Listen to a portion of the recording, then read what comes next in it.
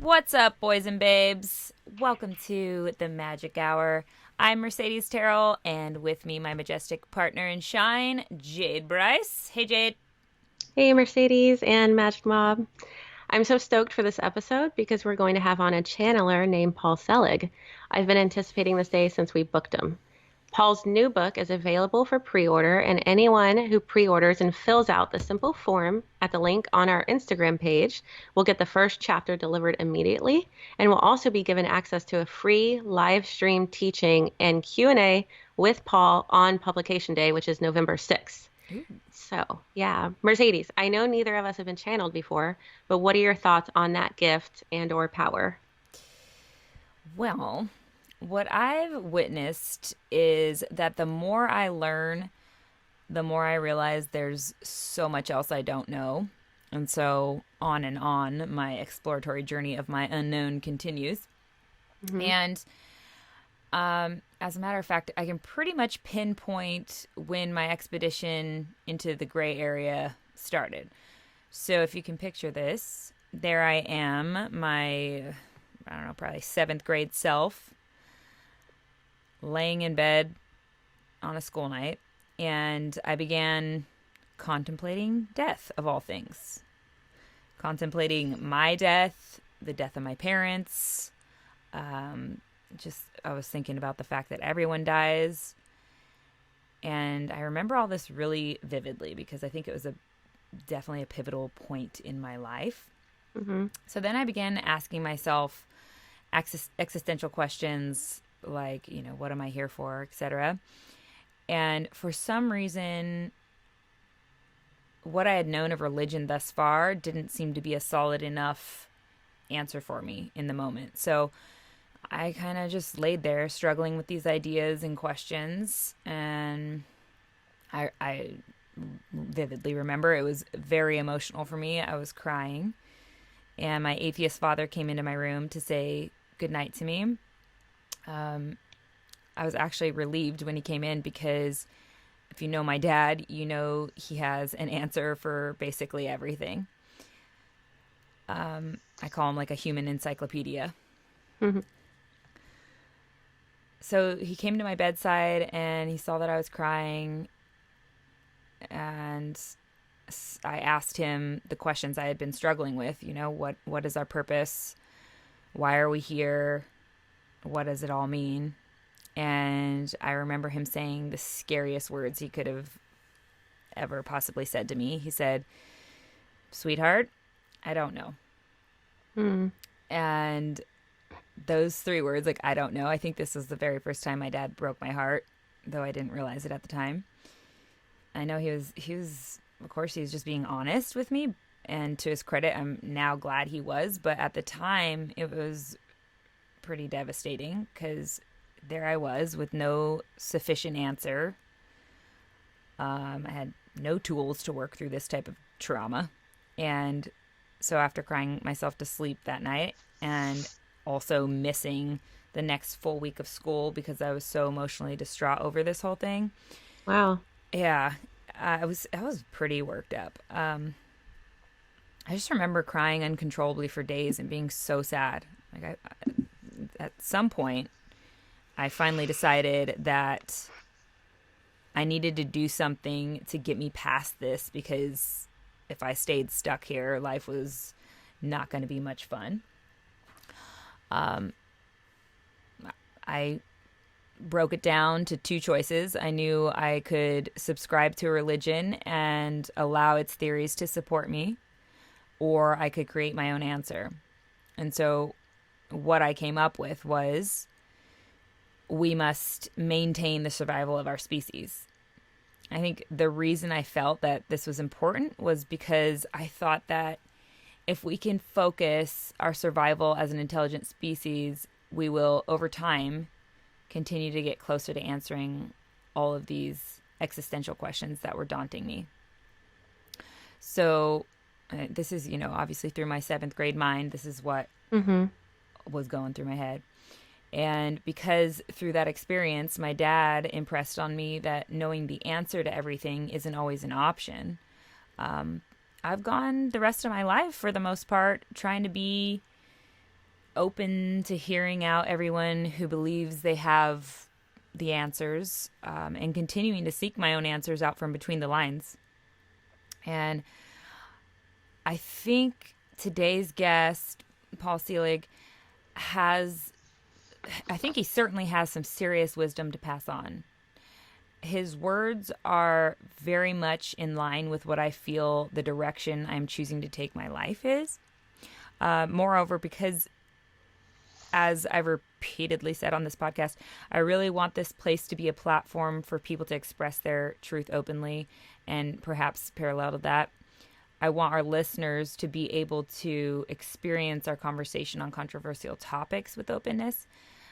This is all part of that whole liquid truth thing we often refer to.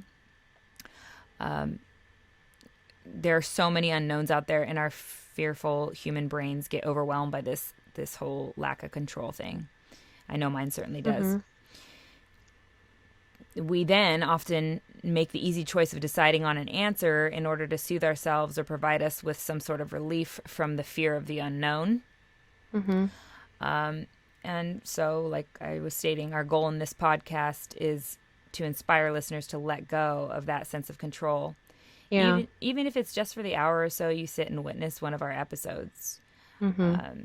It's my current belief that the world needs to have a less rigid, more open conversation. I think that's really what the world needs. We all need to be able to express ourselves freely without being judged or shamed. And if we can decide to begin living and listening from a place of acceptance and openness instead of blatantly denying anyone's truth but our own, we could probably solve a lot of the problems we as a species are going through today. Yeah, that's good. Yeah. So getting to interview someone like Paul Selig is really, it's a perfect illustration of how open we intend to be with this show, Jade. So with that said, I hope you listeners will set aside any predilections you might hold regarding the abilities today's guest claims to have access to, and instead absorb whatever you find of value from our interview with him. Because I think that's the bottom line here is whatever you do or don't believe out there, religion-wise, spiritual guides coming, channeling through a audiovoyant medium like Paul Selig, just after you hear the information, ask yourself what holds true in you. What do you feel like is truthful? What's your liquid truth and all that? Yeah, I'm on the same page with all that. For me, I've always believed in a higher power and in the spiritual realm. However, when it came to channels or someone who reads energies or auras, which I can now do as well, I always knew it was possible and legit, but I thought that it was a darker world that you didn't want to mess with or open yourself up to, that it was like dangerous. And that's just what I was taught growing up, in church. Yeah. So part of me thinks that maybe the church didn't want me being able to use these tools to channel my higher self and feel this close to God in a way that would cause me to question some of their teachings. And I'm not saying this was their intention, but just their conditioning. Some churches want to get you here as well. Some want to act like they hold all that benefit themselves. You can't throw all churches in one category, of course. And I adore the church that I currently attend, and it's nothing like the one that I grew up in. But yeah, I know that when I was deep in the church as a kid and teenager, I saw some crazy spiritual activity and some exorcism type stuff. And now that I hold my church more in my own home and in nature, I still experience spiritual activity and transcendental moments. It's all very real. And I think we were all born with that ability, to experience that stuff. We just discredit it and therefore turn it off, or we lean into it and grow it as we get older. So I have a quick example. I remember when I was around 3 or 4, I was sitting on the potty in the bathroom, and I remember this older woman being in there with me, and I was just talking to her. Like, I didn't feel any fear, didn't think of her as a spirit or an entity. I just talked to her because she was in my bathroom and she seemed loving. And we were just talking, and I remember my mom yelling from the dining room, "Who are you talking to?" And the woman had told me that she was my mom's grandmother. So I said, "It's your grandma." Oh And my God, this is and crazy. so anyhow, my mom runs in the bathroom and she's like, "Who are you talking to?" And I said, it was your grandma. She wanted me to tell you, because this is what the woman told me. I Hmm. said, she wanted me to tell you that she loves you very much and that she wishes she was here to make you flour tortillas. And Wow. I was only 3 or 4. I had no idea because I was a toddler. My mom didn't talk to me about this, but that my mom's grandmother had died the previous day.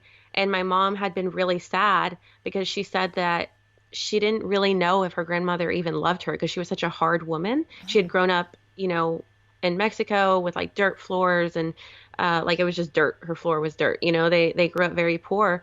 And she was just a hard woman because that's the way that she had to be to survive. And so she wasn't that soft, loving grandmother Mm. that some of us have. And so my mom was really sad after the death and felt like they didn't have that bonding she wished she had. And so when I told my mom that, she, what are you doing? Sorry, is it making noise? Yeah, really loud. So when I told my mom that, you know, she completely validated me. She didn't say, "Oh, you're just imagining that," or no, she wasn't really there because she believed it because she was like, how would she have known? Yeah. And I guess her grandmother, I had never met her in real life, but I guess her grandmother made like the best flour tortillas ever.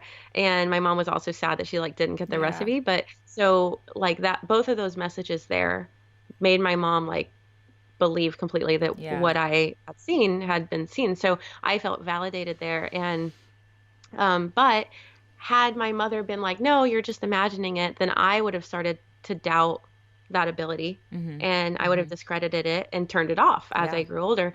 And, a lot of times, because kids can see energy that's we're born with that ability, a lot of times, a mom or dad can come in and they see that like fuming, they see that angry energy or that upset energy, and a kid can say, "Mom, what's wrong?" And if the mom's like, "Oh, nothing, I'm fine," then the kid starts again to discredit that Yeah. ability. But if a mom is open and honest and like, "Oh, I'm just having a bad day, I just need to take a deep breath," then they are able to grow in that.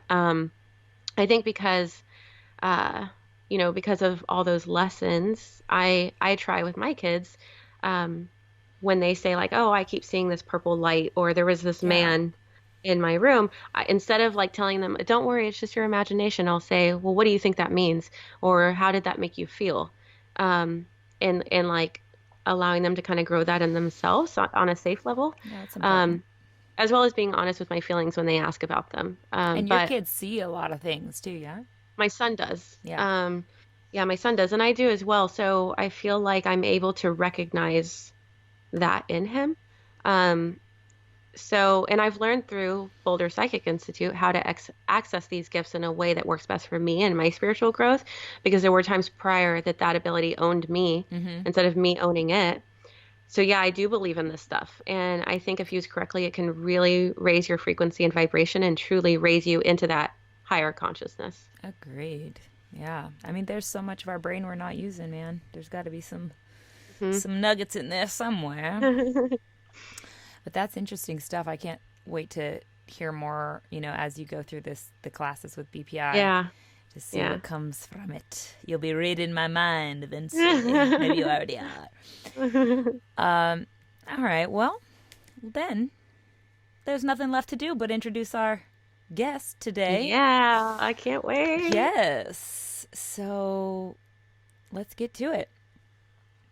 He is an author of multiple books of channeled texts on the evolution of consciousness. He has a master's degree from Yale. He is the subject of the short documentary film Paul and the Word, featured on the A&E Biography Channel series The Unexplained, and was the subject of an episode of ABC's Nightline. Also a noted playwright and educator. Paul serves on the faculty of NYU and directs the MFA in the creative writing program at Goddard College. A true audiovoyant soul that is aligned with truth. Paul Selig, ladies and gentlemen. Hey, Paul. Hi, Paul. Isn't How's it Paul everything? Selig? I don't know. Did I say something else? Selig? You said Selig. Selig. Yeah. Okay. Um, Do it again. so Paul wants us, well, you're going to read it again anyways when we call him, but Adam wants us to join him to the call real quick. Did you want anything different on the like when it says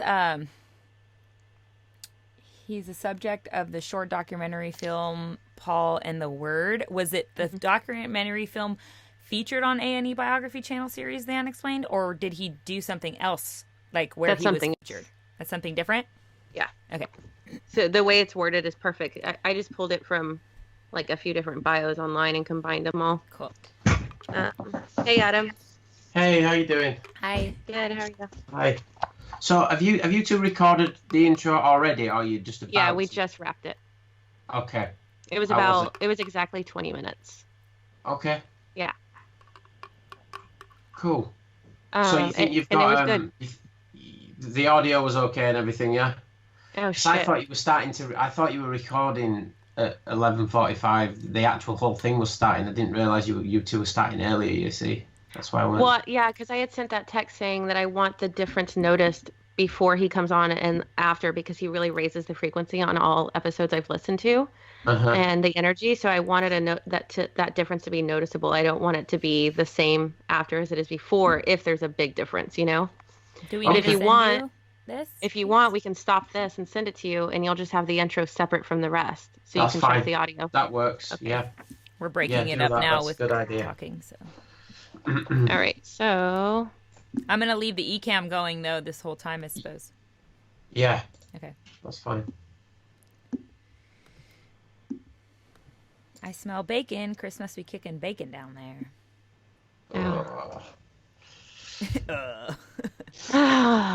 okay. Can't eat bacon. Intro. No. Paul Selig.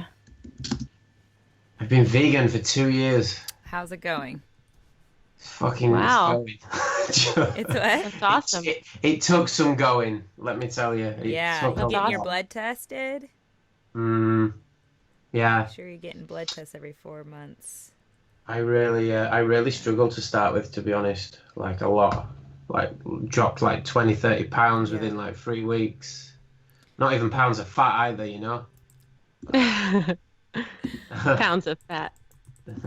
What are we labeling this? I'm putting Mercedes. I put Paul Selig intro. Okay. Jade. Cool. Yeah. It's Selig. Selig. So what's up with Paul, Jade? Do you need to? Are you just going to kind of add him on Skype and bring him into the call? Was he due at 11:45 our time, or did you just give us a little bit of time? He's due in 8 minutes. Okay. I just Cool. wanted us to be on. That's fine. I'll wait for. I'll check your files to come down Okay. and make sure that they're good to go. Regarding Whitney, am I right in saying she got back to you straight away? She did, but I didn't. I still think she should confirm that she like even read the instructions, you know. And we also need her thing. So if you want to confirm just the time with you, right? Yeah, the time. Mm-hmm. Okay. Oh, All right. Well, once this is wrapped, I'll send her. Once we're up and running here, I'll send her another email just to kind of make sure everything's good. I mean, my assumption is she should be good with the instructions, but I'm not seeing this in my. Oh, here it is. Okay.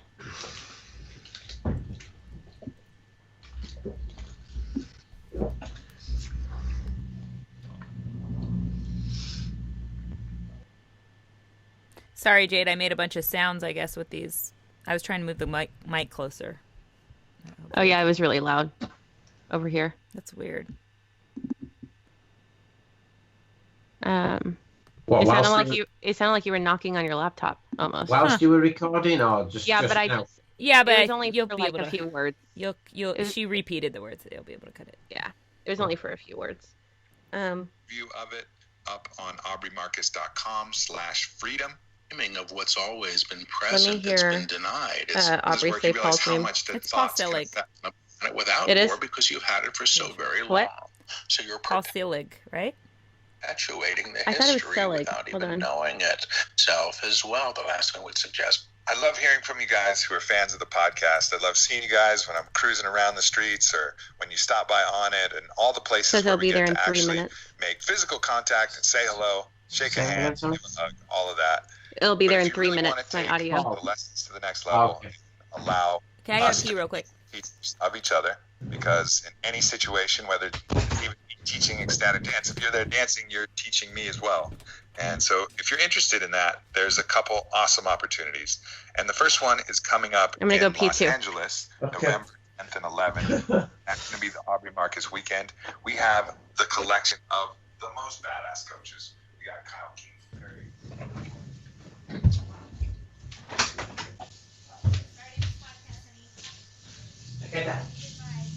Okay, just keep it. No issues. I'm just about to sort this out. No, I'll wait for Lil to get back. Okay. Oh.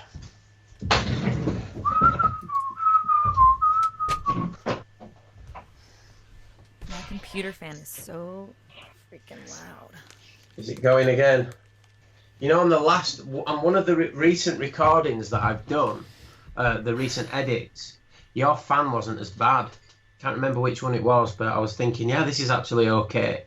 And then on one of them, it was there. So I mean, it is what it is. So if I save the WAV file on, like I saved it to my documents, does that mean that it's already in my computer somewhere? So whenever this Audacity thing pops up and says, "Do you want to? Do you want to? What does it say? Save it or kill it." Yeah, I can kill it, right? Yeah, you can get rid of it. Yeah. Okay. Yeah. So did you get mine? Did it come through? Saved that. As long as you've saved that WAV file, that's fine. Oh wait, no, mine's only 54% right now. Our highest self to come through and show up and be. And when we're being who we're capable of, other than on it and the Paul's that during the books, it's what. Jade, have we heard from anybody from Paul's team? Emojis and of myself that I can possibly be. Paul Selig, right? Some personal and vulnerable moments in here. Jade? So I'd love to hear your feedback and what you guys think. Can hear me because she's not got her earphones on. Paul Selig. Paul. Selig. Yeah, Paul Selig. Selig. So like selling seashells by the seashore. Selig. So I said it in the very beginning like that. I think that's how I said it too. No, you said Selig. I just didn't want to stop you, and we could. He could just cut out because we don't need to say his full name every time, so we can just cut out the one time you say his last name and just cut it out, and it can just be Paul. In your story. Oh, okay. When do I say it? Okay. Or I can when you say with today's listener, Paul Selig, so he'll cut it out, just the last name. It'll just be with today's listener, Paul. And then when you do the intro, just make sure you say Selig, since he'll be on. Selig. All right. I've just got your audio, Jade. I'm just going to check that. Okay.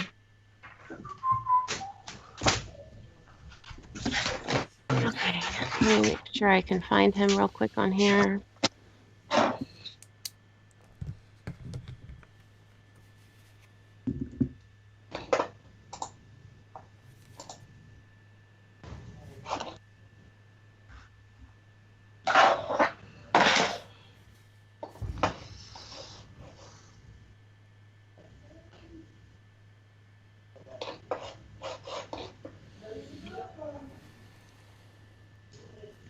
Jade, these ...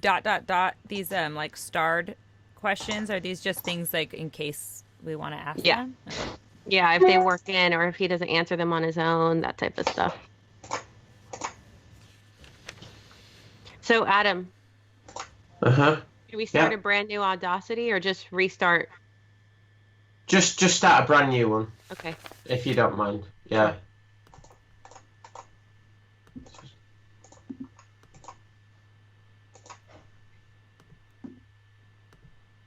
Okay, Jade's good. You got that, Mercedes? You're opening up a brand new one? Yeah, I'm doing it. I'm trying to make sure this goes. Yeah, my thing went through on WeTransfer, Adam. You should have it. Yeah, just getting it now. Just downloading it. Okay. Jade, we get so serious right before our interview, I notice. Oh, because we're so concerned about sound. We're so concerned about the sound. I know. I'm so concerned about him showing up right now. I'm like, that's the main thing too. Like, are they going to answer the call? Didn't he just say he's going to be here in 3 minutes? You want to hit record on yours, real quick, on your Audacity? Yeah, let me. I know that's what I was. That's what I was trying to ask her. Did they actually contact you and say that he was going to be there in 3 minutes, or is that just your kind of time? No, I said we'd call him 5 minutes prior to do a sound check. Okay. On the email to the assistant. So I'm going to hit record on Audacity just so that I'm not worried about forgetting it. Okay, I'm just hitting it now. Okay, I hit record and then I'm going to add him. Yeah, Mercedes audio good as well. Okay, that's good. And then we'll just do a quick audio check with him. Yeah.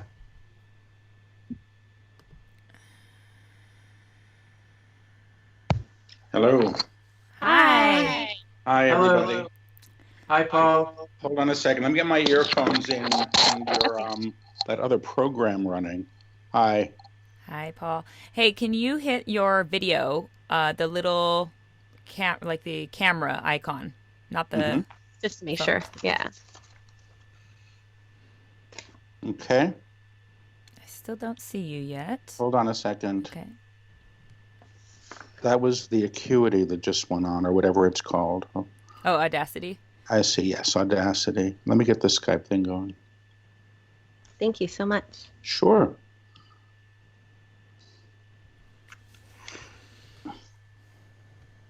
It is. Here we go. I love the smell of this. Do you have What is one? that? Palo Santo. Hi. Hey. Hi, Hi, there everybody. you are. Uh-huh. You Tell me drag if I've it got glare. I was trying to adjust the blinds. It's just No. that time of day. It's No. okay. No, it's a good Yeah. light, yeah. Yeah, it looks great. Okay. Nice to meet you. I'm Nice to Mercedes. meet you all. Hello. I'm close friends with Kyle Kingsbury and Natasha Kingsbury. Uh-huh. They spent some time with you, with Aubrey a couple of times. So yeah. Nice to meet you all. Thank you. Yeah. Nice to meet you. Thanks Hi. for having me here. And this Hi. is our producer here, Adam. Hi, So he Adam. just wants to do a quick sound check if it's okay, That's fine. and then we can get started. All right. So yeah, if you could just kind of record yourself a little for just like 10 seconds, Paul, and then send it to me.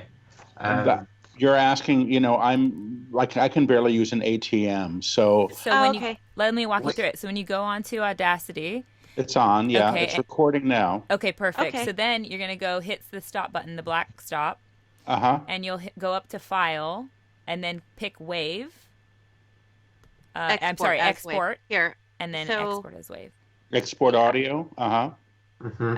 Yeah, so file, export as wave. When you hit export, there'll be a lot of options. It says So- wave. Perfect. Yeah. Okay. And then once you save it, Save it as what, please? Let's just say Paul Test. All test. yeah. And then if you get on your internet browser, if you just do WE transfer. .com. I'm going to be honest with you. I had Noah, who works with me, get the Audacity set up. Oh. And he's not here now. So WE what? WeTransfer.com. WETRANFER. And then you'll just click on the free one. On the left, it should say start the free one. So sorry. It's okay.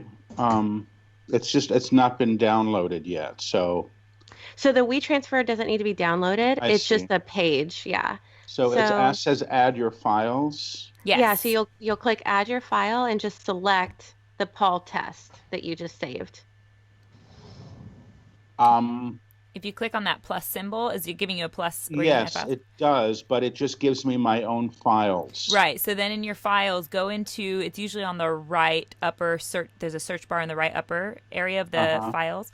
And put in there Paul test or whatever you labeled that one. Whatever as. you named it. Yeah. And then if it was saved in the documents. It's not showing up. Okay. Then see on the left of that area, there should be document. There's like a list of things like recents, downloads. Here, documents. Yeah, I mean, Noah's not there. Normally, I would just get him on with my screen. Yeah. but I know he's gone for the day. That's okay. So So when you go to WeTransfer, I'm I'm going to there. go on mine. And you click on that blue dot. I'm going to go to mine just so I can see as if I'm doing it. I think the problem is we don't know where he's saved his file. It's I probably think Yeah. mine is. Are you on an Apple, Paul? I'm on a Mac. Yeah, perfect. Yeah, Mac. So mine when you default 'cause mine is does- documents. So go into, if you see on the left side of that area that pulled up all your files, on the left side there should be a list that says downloads, desktop, and documents should be one of those options. my default is not documents, but hopefully. Try that. another super quick way to solve Search. this would be to go helpful. go back to the Audacity and let's resave it again by going up to File in the top left. So go to File. All right, I'm stuck in WeTransfer right now, so I'm going to close out of that. It's not actually, I'm going to cancel. You can just Okay. swipe up Yeah. with 3 fingers and it should show you all the other. I know. You know Let's just what? let- I mean, let's it's just let what Adam happens when, Talk Okay. to- So- I this feel like is we're all barking at you, so I know. sorry. It's all right. It's just not my forte. I can I talk know. to spirits. It's but mine not neither. fingers. Adam is who walked us through all of this to get us this podcast up and running. So we feel you. They- Okay, These Adam. two are pros now. Okay, Adam, you wanna I'm walk in us through it? Audacity, and it's still stopped. Okay. Okay, so now So- let's go back up to File at the top left. Hmm. Let's go to Export. Let's go to Export as WAV again, and then Audio export, yes. Export as Okay. WAV.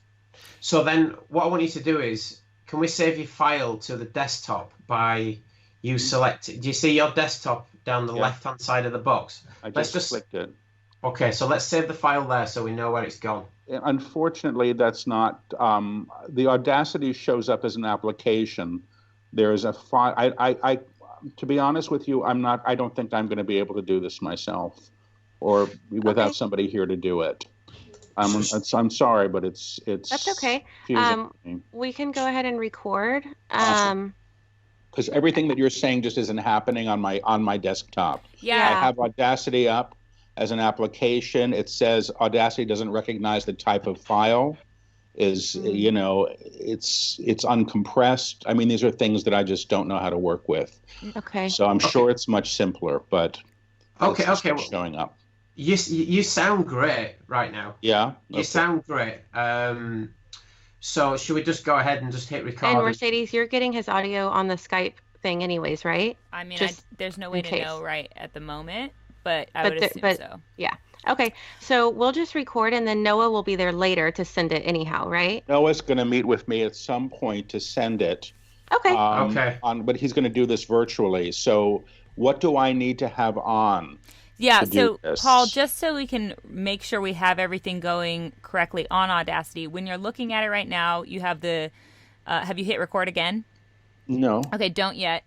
So on the bottom portion of it, there should be, or I should say the middle of the page of Audacity that's opened up, there should be a little thing that says core audio with a little drop down list. You see this? No. Yes. let's let I do. Adam. Okay. Let's let Adam. Yes, And then please. next tell him to 'cause that, it's different, Mercedes. next to that on the right, it'll say, let's see, what is it? Adam, what does it say instead of Yeti microphone for him since he's using headphones? It should just say built-in microphone. You got that Yeah. there? It says Well, built-in Noah already- microphone. Yes. That's fine. Just go ahead and hit record, and that's All fine. right. And then So once sorry, you finish, It's okay. once you finish, just hit stop, and then All I right. guess, yeah. Okay. All right. Um, It's recording. Thank you All so right, much. We are Uh-huh. set. Thanks for your Okay. patience with this. Okay.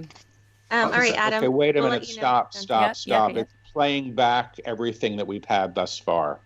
So I'm hearing myself in the prior conversation with you now. So I don't know what to do. Oh, you Okay. must have hit play. Hit stop. Green button. I didn't think I did. I thought I hit record again. Yeah, So, I've done that before. all Try- right. Try it one more time. Just hit the Mhm. black Yep. stop button, and then let's hit the There's a red. yellow button. The yellow button, do you mean? No, Is that the That's okay. This is what I'm doing. What Noah told me to do earlier. There is no black stop button. Okay. That's up. There's a red one. The So record, and that's it. Okay. Yeah. Okay. That's fine. Okay. So that's okay. now- I'm sorry, but I did it again, and I'm still hearing myself from prior. Oh. It's still playing the old. It's the same thing.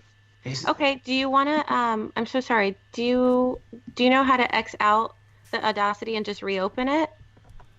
I can close it. Yeah. I can close the whole program and not.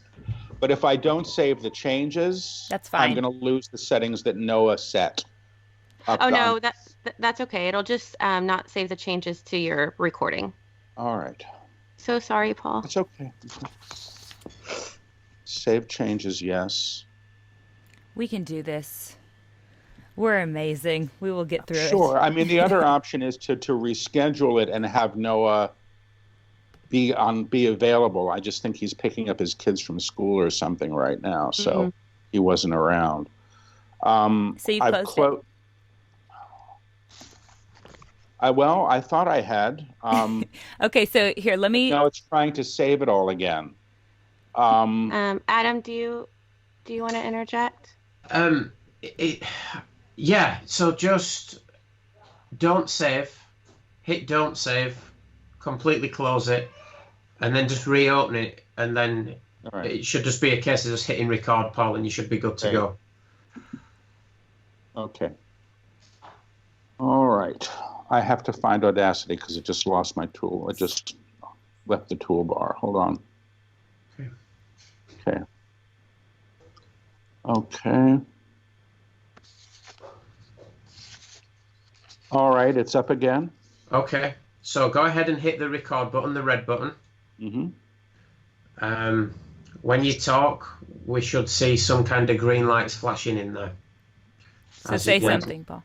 Yes, it's the green lights are flashing. Perfect. Okay, great. Okay. Perfect. All right. And you're not hearing yourself back this time, right? No, I'm not. Oh, excellent. We have made it. Thank you, Paul. Okay, guys, I will drop off the call. Jade, if there's any problems, call me, okay? Cool. Thanks a lot, Adam. Paul. We appreciate your time. Thank you. Thank you. Okay. All right. So Mercedes will just intro you, and then we're ready to go. Yeah. Sounds good. Thank you. Okay. Thank you. So let's introduce our guest, an author of multiple books of channeled texts on the evolution of consciousness. He has a master's degree from Yale.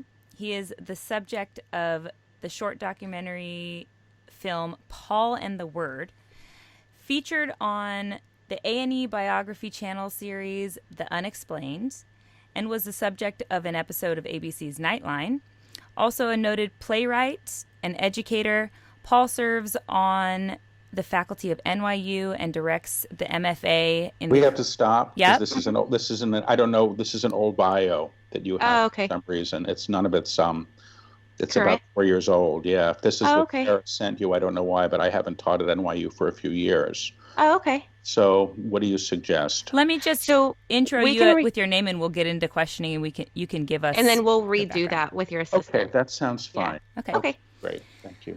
Let me introduce. Sorry, Jade. Go ahead. Let me introduce today's guest, Paul Selig. Hi, Paul. Hi. Nice to be Hi, here with you Paul. both. So glad you're here. We're excited.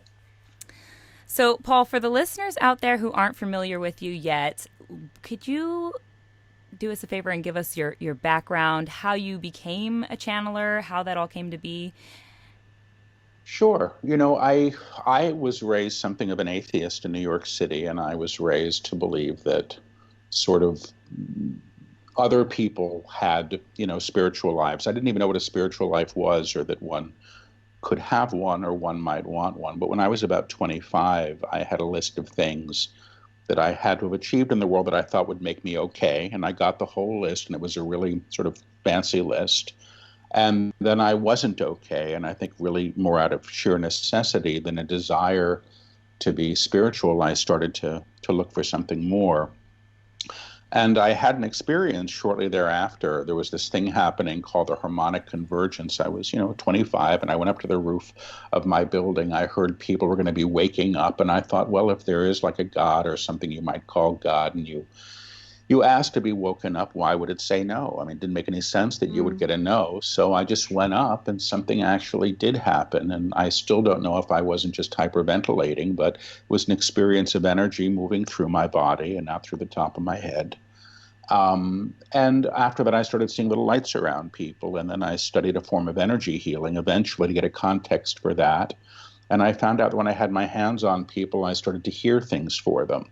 So I opened up as a clairaudient, and I started to feel what was going on in other people's bodies. And then I was opening up as a clairsentient, and now I mostly hear and feel. But I began to do a group in my apartment that met for about 18 years, where I would just sit in the energy and listen to what would come through.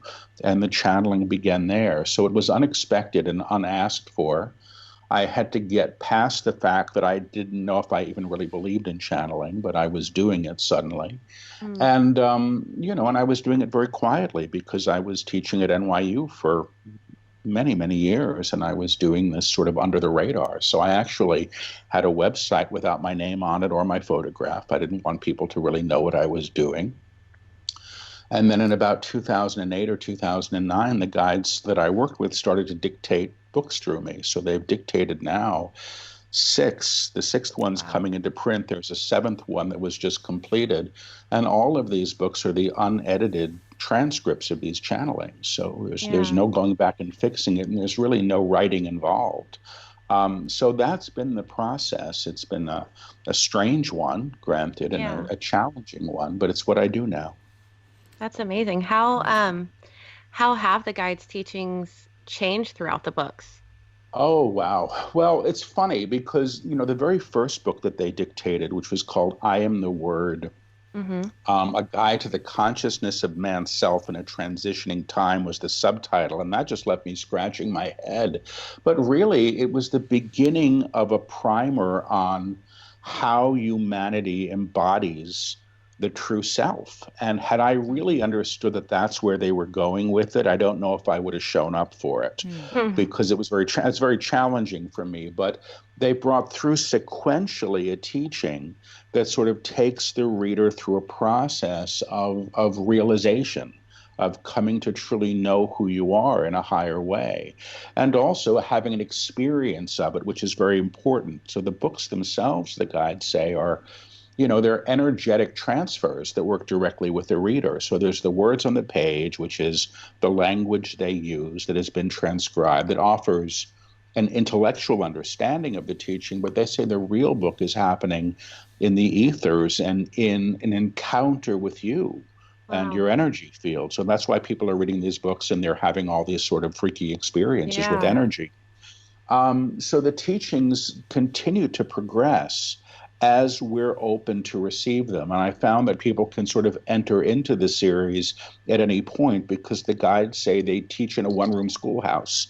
So everybody's there and they're going to meet everybody where they are, But that's how they are evolving, because they're continuing. They're not done yet, from what I understand. Is there a certain order that you feel the books need to be read? Or do they need to be read in order they were written?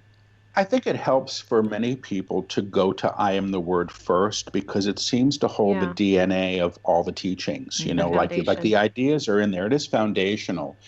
The Mastery Trilogy, which began with book 4, I know a lot of people are sort of starting there because the Mastery Trilogy is its own teaching. The first 3 books, I think, were about sort of getting us to the place where we actually feel worthy of what we can claim in a different way than we've been taught. And so the Mastery Trilogy is a way in as well, because they're going to catch you up big time before they take you on that journey. But I think it's not a bad idea to start with the first one, but people start with their call to, which is fine.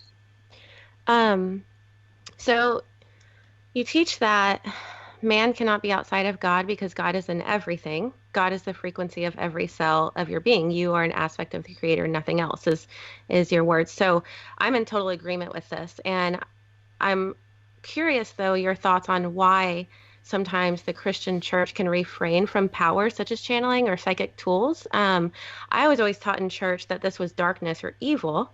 And now that I've stepped into these gifts in myself, I have a spirit guide and a master healer, I feel less separated from God. I feel, more connected. And then there are those who believe in these abilities but don't believe in God. So there's just so many thoughts on this. What are yours?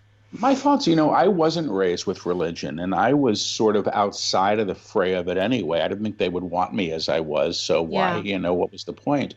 So I didn't carry a whole lot of baggage into this stuff, but I do have some respect for discernment. And I think that discernment, when you get into this world, or you start sort of exploring the unknown, I think can be quite helpful. I think it's good to have a teacher. I think it's not a good idea to just sort of get drunk and play with a Ouija board, because who knows what you're calling in when you're not in your body, So I don't experience fear around this. I really don't. And I think that one of the challenges of organized religion has been that we're continually asked to give our authority over to other people or to doctrine, And the guides that I work with says pretty much that any system of belief that says, it's my way or the highway is teaching in fear. And that anything that's teaching in fear is claiming fear and is an agreement to that level of vibration. And the guides that I work with say again and again and again, the action of fear is to claim more fear. And they say, look at the last choice you made because you were scared or because you were afraid, and see what it got you. You'll probably find out that maybe you got more of the same. So I think there's great beauty in all religions. I think that the structure that's been built up around the original teachings are often not the best thing. Right. They can be corrupt, they can be faulty, they can be driven by personality. So, the funny things, they're saying I can say this, the guides that I work with say that they've been around a whole long time, and the stuff that they're teaching isn't new. And in a lot of ways, what I understand that they're teaching is really perhaps at the origins of what have been some of the religions, the claiming the inherent divinity that is in all things. And that really does begin with you. If you want to exclude yourself from God or whatever you want to call God, immediately you've excluded everything else in that moment. So it's like God is everything or it's nothing. That's an old 12-step phrase, and I think that's a true. So to your last point, do you believe that we all were in touch at some point, in maybe long ago in a distant past or in a parallel universe or whatever the case may be, in touch with our inner beings, our soul, our truth, more than, we are now? We had a better time. Well, I think there's an aspect of you that still is.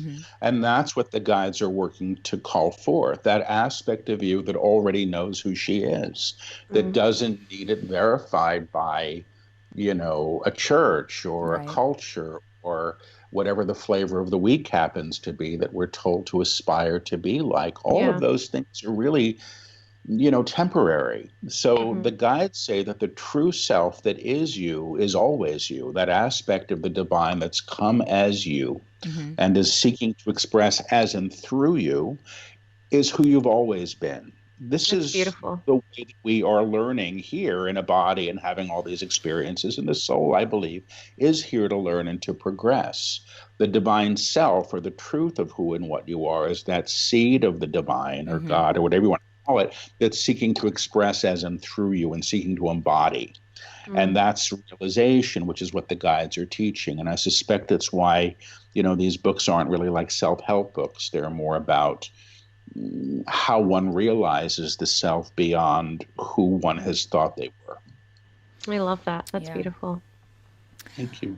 I was going to bring up that we end every one of our shows with the phrase, be a light. And you often say you cannot be the light and hold another in darkness. So I thought maybe you could share some thoughts on that.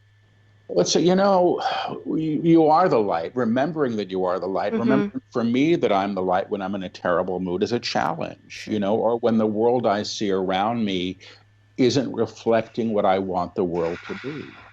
But the guides say, as you said, you cannot be the light and hold another in darkness. It's the height of hypocrisy. Yeah. It's, and it's where you get into sort of clannishness and separation. The guides say that the belief that we're separate from other people has gotten to the degree that we also believe ourselves to be separate from our source. Mm-hmm. So, if I'm able to recognize the divine in someone else, including the person I never want to see again as long as I live, I'm actually sort of moving up in my awareness.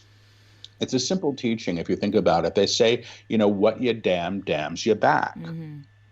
So what you curses you, what you blesses you back.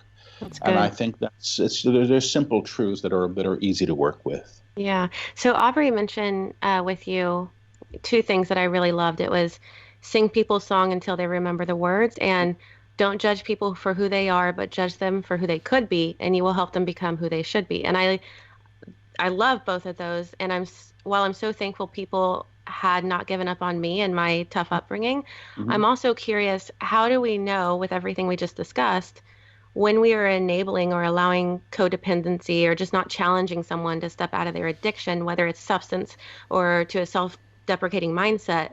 Where's the line there? Well, the quotes, I don't recall. The second quote, actually, I don't recall.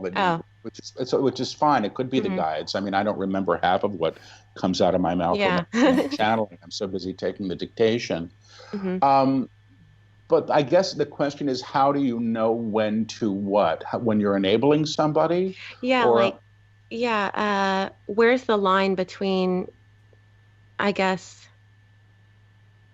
believing in someone and their ability and enabling, and not challenging them to step out of that? Well, listen, if I have a friend who's harming himself or herself, part of my duty as the friend might be to say, hey, what the hell are you doing? And if I have a friend who I think is harming him or herself with substances, I may be called to say, hey, what are you doing? I mean, I went through all that stuff when I was younger. That's how I got through it. I mean, my ending really, and sometimes I tell this story, I was 25, I was a year out of Yale. I wanted to be in the interview magazine in the newcomers section, which was like the hot thing to be for my generation. That means you're like one of the it people of the month. And I got that, and my life was falling apart. And I was a playwright, and I was being produced in 2 countries already at 25. It was crazy. So I was in this motel room in St. Paul, Minnesota. It was the Gopher Campus Motor Lodge, with a giant gopher on a spit out the window. And I was bottoming out in this hotel room, And it took me that to go, maybe there's something more. So I went through what I needed to go through. And but the good news is, I suspect that I wasn't being enabled at that point. And to realize the divine in another person is not to say that the personality is wonderful or the addiction is a positive thing. You're actually claiming them beyond those things. But you know what? I mean, if somebody's bleeding, bandage up the wound, give them a tourniquet, take them to the hospital, be practical in this regard. So I'm going to ask my guides if they want to say anything about enabling, because, and when I should say, when I channel, I whisper the words and repeat them, and it's a little odd to listen to. Yeah, it's interesting. They're saying the idea is interesting, but what she's actually asking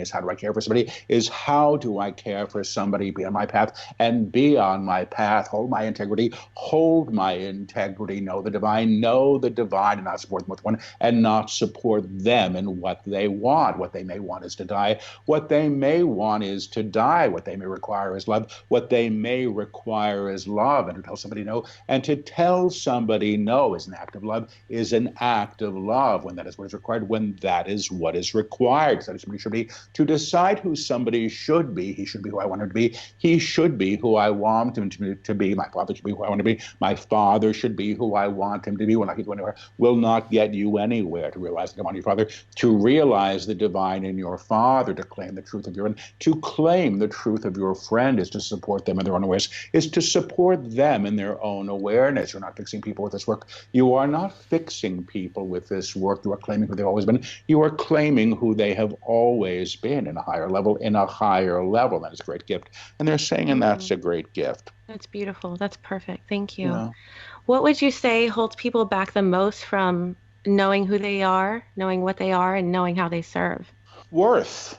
Finally, Worth? I think that worth, I think that's my stuff too, or the idea that the small self, the personality self, who is the divine self, which is another crock that we get into, which is when we sort of try to say, well, look at how spiritual I am, which was, you're everything, or I'm spiritual in my personal life, but not in my work, because my work is really competitive. Your life is your life, and your spiritual life is your life and how you express it. But I think finally the idea of worth, that we might be worthy of more, is a huge step for most of us to take. We're brought up to believe that we're not. We're brought up to believe that we're as good as we look, or how much money we have in the bank, or what people say about us. And then we predicate our sense of worth and well-being on things that are finally transitional. There's nothing wrong with being happy and realized in the material world. There's nothing wrong with that. But if we think that we are those things and our sense of well-being is dependent upon them, we've created a really limited experience, and we're probably going to be looking outside of ourselves all the time to get those needs met. So knowing that we're worthy, I think, is the key. The guides have said, you're always ordering off of the menu of what you think you can have. Always, and your life is being chosen in accordance with that. And they also say, if you go to a restaurant with $2 in your pocket, you're not going to order the steak.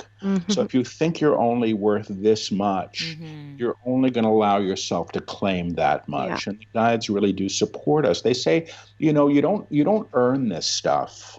It's really your birthright, See the sun shining right on me, so I hope that's not too strange for your... I know. That's fine. It's perfect. Wow. That is powerful. Yeah. I was going to ask you, this is kind of off the beaten path here, but does having this gift make you feel more alone or less alone? I don't see it as a gift. I see it as this odd thing that I'm able to do. Like some people can, touch their tongue to their nose or cross their eyes. It's this ability that's been developed. I'm an empath, and people use that word a lot. But if you want to know what's going on with your brother who you're not talking to, and you give me your brother's name, I can probably step into your brother. I may start to resemble him, and I can hear what's going on. I'm like the switchboard. So with that comes a malleability of energy. I feel a lot. And so you're not going to find me in a crowded club. You're not going to find me in a stadium, and even a department store.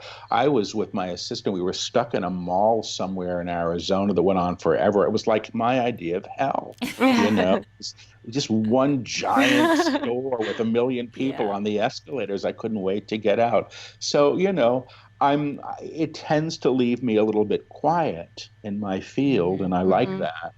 But and maybe it does make me a bit more alone. But I think it's also I'm shy. That's my personality too. So I don't know if that has much to do with the abilities at all. Yeah, I relate to that a lot. I've like you say, it's not really a gift, but I attend Boulder Psychic Institute, and they've taught us to read energies and auras and readings. And at times I feel that I just don't have people to share that with, because it's almost weird to talk about with people if they're not there in that space for that. So I relate to that a lot. Thank you. But the good news is that you're doing it. And as you come forward and say, I'm doing this, you find other people. I mean, some of what I do, because, I'm not wearing a turban with a big jewel on my forehead, and I'm kind of ordinary. And I come from a somewhat traditional background in some people's minds. It gives other people permission, in my practice. I see, I have, doctors and judges and everybody shows up, for stuff. And some of them come up and they say, I know how to do this too, but I don't tell anybody. So the moment you start talking about it, you give permission for a larger conversation to begin to happen. And that's a gift you give people just by doing what you're doing. And I guess it goes back into the worth, like you're saying, because there's that question of, are people going to think I'm crazy? Or are people going to think I'm lying? Yeah. So it goes into that. It's not fun. That part of it's not fun. But I don't know how much you can control that. When I first did an interview a number of years ago, and whoever did the interview put the little clips up on YouTube, with these headlines. And people didn't know what I did. There was no context for my work. I just looked like a lunatic, and I knew it. And I could feel the judgment. And I could feel it. And I said to my guides, if you want me to do this, why are you letting this happen? And their response was, well, as long as you care what people think about you, it's going to be an issue, which means it's my problem still, and it's still something for me to attend to. Yeah. But the fact that we're even having this conversation in a public forum is, I think, testament to the fact that the culture's changing. Yes. Hugely changing. I agree. So I wanted to ask you a personal question. I struggle with grounding and patience in my journey, and I also can struggle with my mother's presence at times, even though I love her dearly. And my romantic relationship really needs some work on how we handle conflict. We both are still dealing with some demons that come out there. And I'm not sure which of these that I brought up is keeping me from operating at my highest self, but I know that something is. Well, I mean, my hunch is that they're all kind of the same. You know what I mean? They're all sort of a sense of dynamic. I mean, I can step into these things with you if you'd like. I don't know. I'd love it. Yeah, thank you. But I'm going to need your full name if you're comfortable with that first. Sure. I may need your mother's as well, and I may need your partner's as well. But I'm going to do the mother first. So your first name, your whole name first. Jade Maria Bryce. Well, you see, you're funny because you show up like this. So you're sort of aware. I mean, it's not like you're looking for trouble, but you're aware of sort of the need to protect yourself. And you're kind of on it that way. Do you know what I mean? It's interesting. It's not what I thought I would get. So give me your mom's name, please. Cleo Brown. Let's see if I can get her. She was made in Cleo Buckmaster. Sorry, she comes through folding her arms. And folding her arms means resolve. Best. And the energy here is, I know best. And she does it with warning. Do you understand this? So the finger's up as if to say, I know what I want. I know what I want. I'm going to get what I want. And I'm going to get what I want. Now see how you relate to this? You come through defending. Do you understand this? You protect yourself. Like, you don't want to do it. You actually want to cover your ears. So let me just see what you need from this whole thing. Basically, you just say that you need to know that you have the right to be independent from your mother's needs. And that feels frightening to you. I go, why? You say, because it makes me wrong, like fundamentally wrong. The idea of not being who one is supposed to be. Do you understand this? Give me the boyfriend's name, please. The partner, whoever he is. Scott Michael Cook. Okay, I'm going to go to you first. Jade, say your last name again. Jade Bryce. Very different with him. You actually come through much more in charge of this one. My own. The energy is holding my own. I'm in charge. I'm in charge. Say his first name. His first name? Scott. Okay, I'm going to go back to him. He comes through pointing to himself. I mean, and the energy here is like, what about me? I matter, I matter. The energy is, I matter, I matter, I matter. Now, he's not just saying this to you. He's sort of saying this all over the place. Give me what I want. Like the idea of give me what I want. I get really big with this guy, too. You know what I mean? Like I'm a big energy. Tell me I'm going to get what I want. He comes through, and, it's an interesting thing because he also comes through just a little bit frightened in terms of this relationship with you. And I go, why? And the energy here feels a bit like, don't you love me? Don't you love me? Don't you love me? And this seems to connect to the idea of, don't I get what I want from you? So I'm going to go back to you with this one. I'm handling it. See, you come through managing this one, which is interesting. You're like, I'm handling it. I know what I'm doing. I'm in charge. I'm in charge. And this is back with those fists are up. So the idea of the ability to take care of yourself in this way, you see, you put him beside you, which is good. What's funny is you actually put an arm around him, and it's usually the male that I'll see doing that to the female, but you sort of come through having his back. And the idea here being almost that you're like supportive and you're not really going anywhere. So chill out. So chill out is the energy here that I get from you. The idea, and I also hear from you, I don't have to prove myself to you anymore. I've done it. The idea of like, don't ask me to do it again. I'm here. It's like being with somebody, and listen, you know your life, I don't, but it's like being with somebody who's going to sort of say, don't leave me. I'm not. I'm not going anywhere. You know that. So in this instant, you come through somewhat solid. And now I'm going to ask about your development as it relates to these things, and do this very quickly. The idea here is that you are independent from everybody else and that you're allowed to be. And you're really learning that.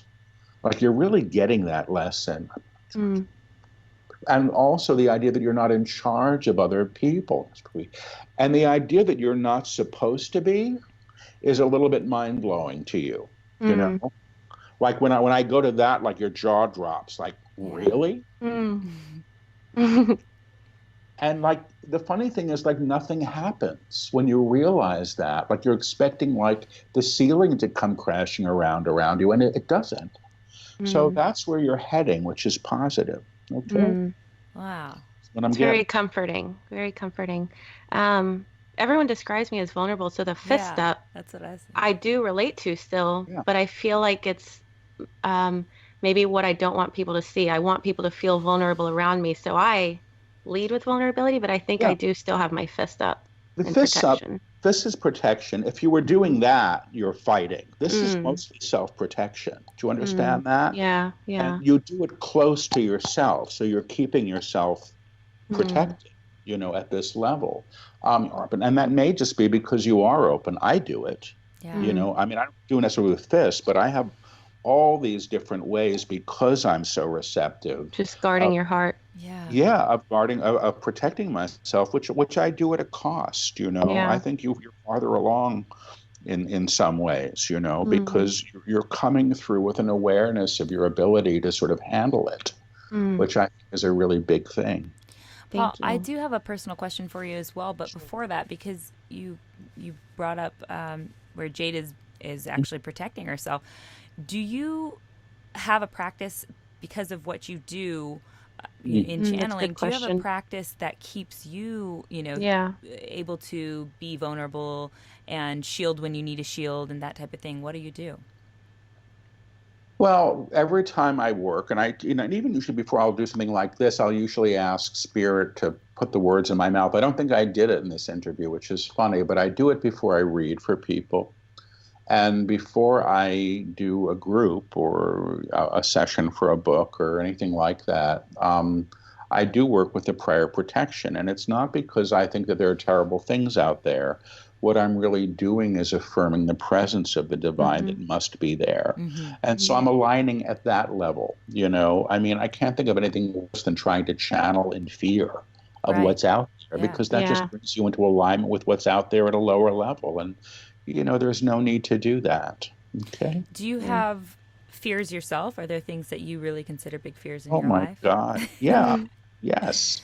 I'm a student of this work. I have to say this all the time. I'm not a spiritual teacher. I have no interest in being that. I'm not a guru. It's never going to happen. I'm this guy that shows up and takes dictation, and seems to have some ability to support people in their own path. That's what I do now, So my fears are the things that I'm moving through. Every time I take another step in being public with this stuff, I'm challenged by it. I would prefer to hide under a rock some days, but I'm not. I show up anyway. I've learned to show up anyway, and it's not always comfortable. And, but yeah, I have learned, and I will say this, I'm much better with not making choices based in fear than I used to be. And it's because what the guides say, I found it to be true. Every choice you make in fear gets you more of the same. And so if I don't do that, I'm already ahead of the game. Do you feel like when you show up to an interview or somewhere where you know people are expecting you to have something life-changing to say, that you have this extra pressure on you? Well, no, because I'm not the I mean, I'm the channel, I'm not the guide. So I show up, I do live streams every week. I don't know. I know the title of the series. I don't know what the lecture is going to be until it's delivered, Right. and every group that I've done is like that. And I say it's always like, jumping off a diving board and hoping that there's water in the pool, and so far there has been. So I don't want people's expectations around this stuff, then it puts me in a position of needing to please people, and I'm not capable of doing that at a personal level. The work that comes through me is the work. I'm a radio. If you think about it that way, I'm not necessarily the song that's playing when I'm channeling. Right. I love that. Yeah. Mm-hmm. Like the visual it gives me. Okay, so I'll get to my personal question if you're willing to take it. See if we can. All right. So I've been told by a couple different Eastern medicine practitioners now that my liver specifically is angry with my dad. And I've also had issues with my digestion for literally as long as I can remember. So I'm wondering if this struggle is connected to something I'm not seeing, because I've definitely put a lot of work into it. Well, I always say I don't do medical readings, and it's just not what I do in my work. I can feel things, but because I'm not a doctor, I don't pretend to be. I do believe that the liver holds anger and resentment. So I'll tune into you. Can I have your whole name? Mercedes Terrell. Terrell, let me see if I can get you. You come through as if to say, I'm going to be smiling no matter what, if it kills me. And you're grinding your teeth as you're doing this. So there is anger. But you see, the thing is, what I suspect about this is you actually feel that the anger gives you some power. So I can use it. Like if I keep it here, I have some ammunition. You know what I mean? If it's going to come out, I suspect it's going to be really specific how it comes out. Like I'm not going to squander it.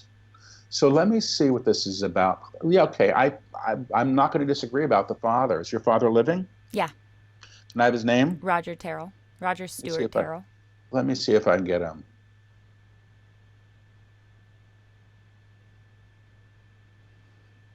I'm not hearing him. He comes through. He comes through looking. Say your first name again. Mercedes. I'm going to go from him to you. Mercedes I Terrell. got it. No, I got it. It's all right. His energy is, you're going to do what I want. And with this is, I'm going to say, a sense of threat. It's stated factually. People do what I want.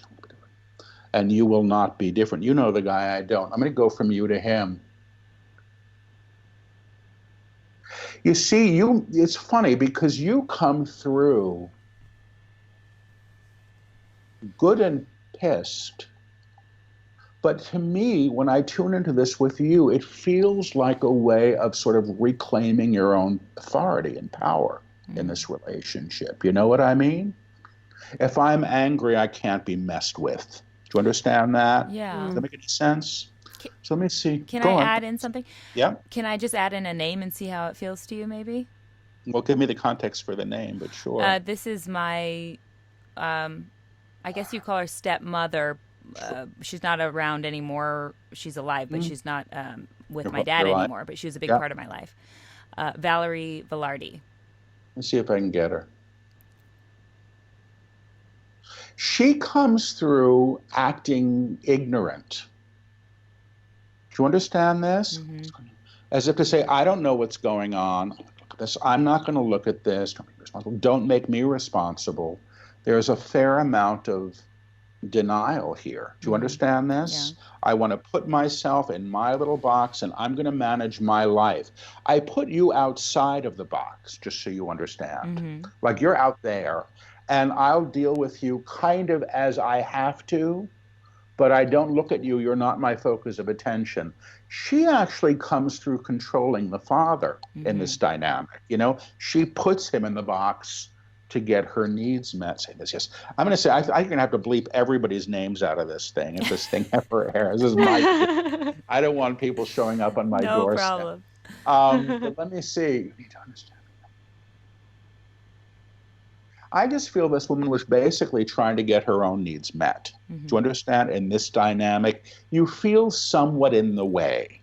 Definitely. And so you were blocked. This is an obstruction. I'm going to go from you to her. You see, the thing with you, it's sad here. When I go to you to her, it's not angry, it's sad. I feel like, if I had a puppy and I didn't want I feel like it's what happens like when you put the puppy in the room and you close the door on the puppy to keep him out. And the puppy just sort of doesn't know what he's done, and he doesn't understand why. I mean, you come through like, how and why is this happening? That kind of energy. I want to suggest that this is an older relationship for you anyway. And you're learning through it still progressively.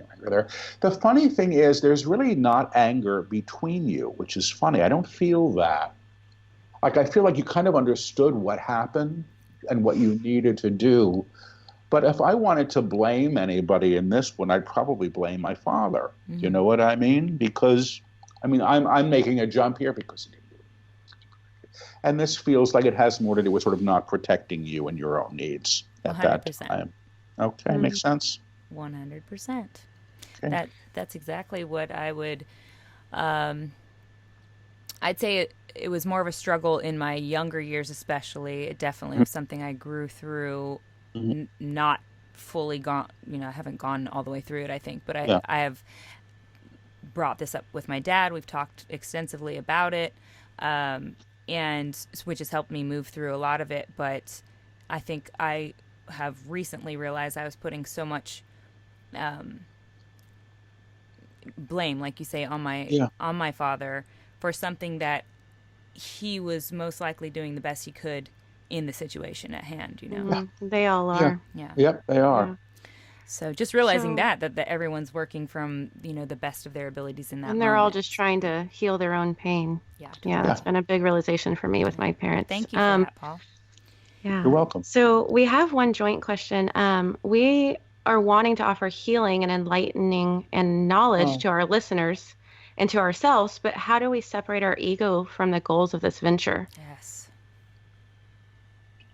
I would suggest that it becomes about the work and not about your own identity or how you're seen, but the fact that you are being seen. Do you understand? There's a difference there.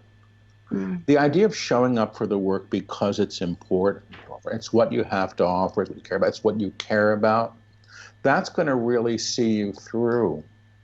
And that's going to see you through kind of regardless of what others decide about you or about this.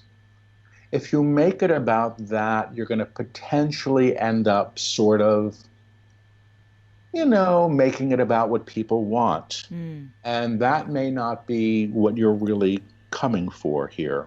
But your question was about how to keep the ego out of it. I'm going to ask, I actually hear you're both doing well.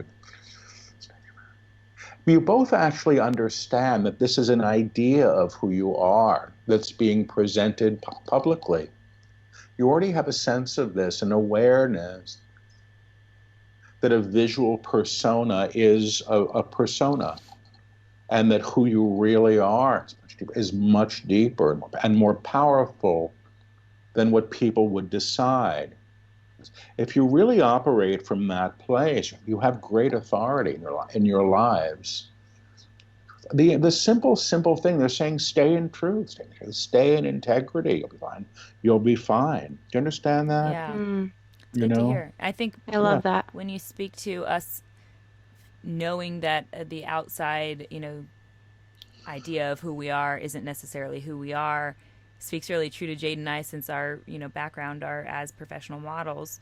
We definitely are acting in all of those spaces, in our career. So this podcast, I think, is really the first time we have both been able to access a platform where we can speak about, speak from our truth, speak about our inner selves. So that's why I think it's so exciting. It lights us both up.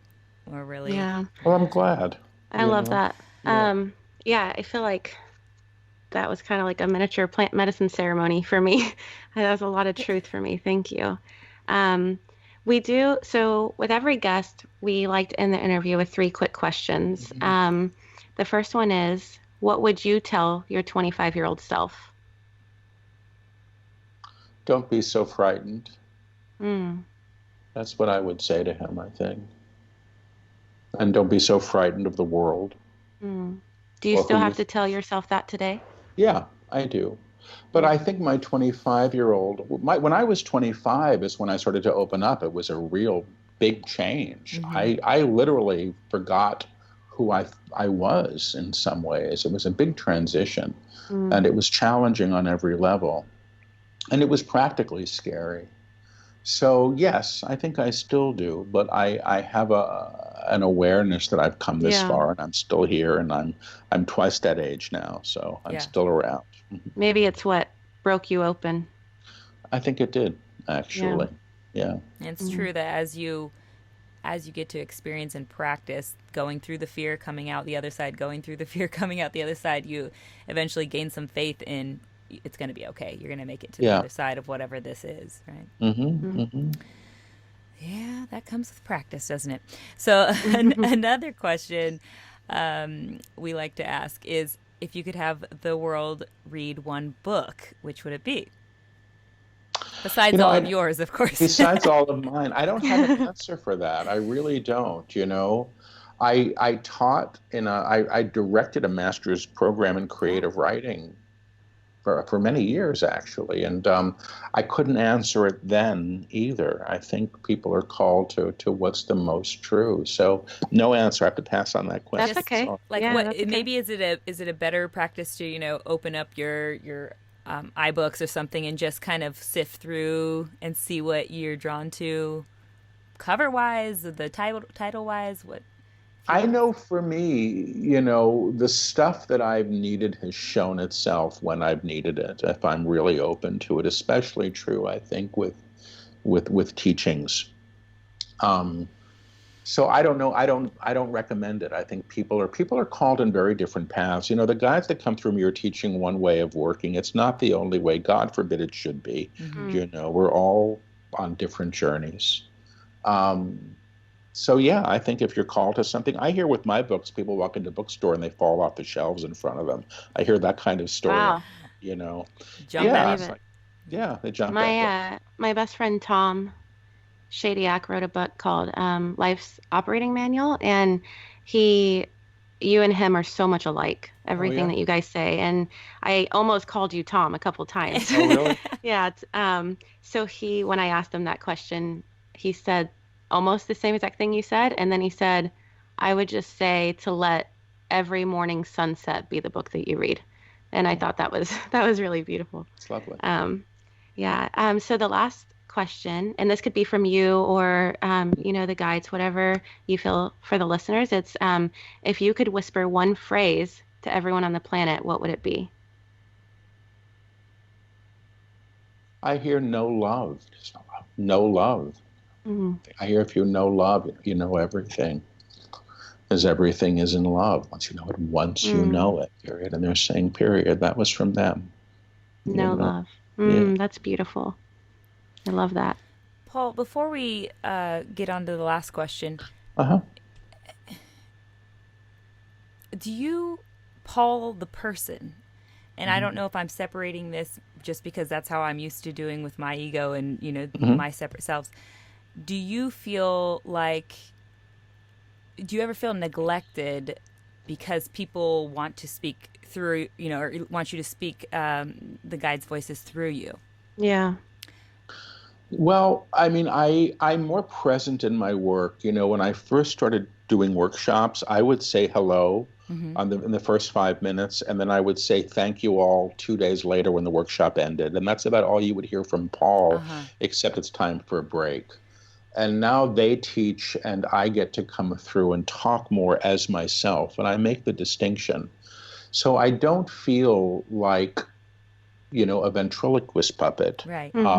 I do feel like a radio, and a radio can play different broadcasts. And one of the broadcasts that I play is Paul, the personality in the band that, that is a bit shy and, wants a partner and thinks he's done with New York City and all of those small self things that I know myself through.